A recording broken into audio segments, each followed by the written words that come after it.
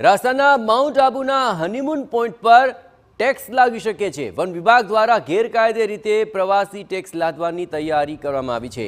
અહીં હાલ આ સમગ્ર મામલે હનીમૂન પોઈન્ટ પર ટેક્સનો મામલો સામે આવી રહ્યો છે અને હાલ તો આ સમગ્ર ઘટનાને લઈને પ્રવાસી ટેક્સ લાદવાની આ તૈયારીઓ કરી લેવામાં આવી છે। આપને પણ જણાવીએ કે અહીં માઉન્ટ આબુના વિવિધ સંગઠનો અને ત્યાંના નાયબ કલેક્ટરને આવેદનપત્ર પાઠવીને ટેક્સ નહીં લગાવવા માટે તેમણે માંગ કરી છે। આપણે પણ જણાવીએ કે ઉપવિભાગીય કચેરી ખાતે ભાજપ પ્રમુખ અને અધિકારી એકત્ર થયા હતા અને આ સમગ્ર મામલે વિરોધ નોંધાવ્યો હતો। વન્યજીવ અને સેન્ચુરીના અભાવ છતાં પ્રવાસી ટેક્સ વસૂલવામાં આવતો હોવાનો આરોપ લાગ્યો છે।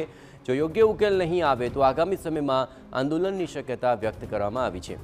આ રાજસ્થાનના માઉન્ટ આબુના આ હનીમૂન પોઈન્ટ ઉપર ટેક્સની જે તૈયારીઓ કરવામાં આવી તેને લઈને તેનો વિરોધ કરવામાં આવ્યો।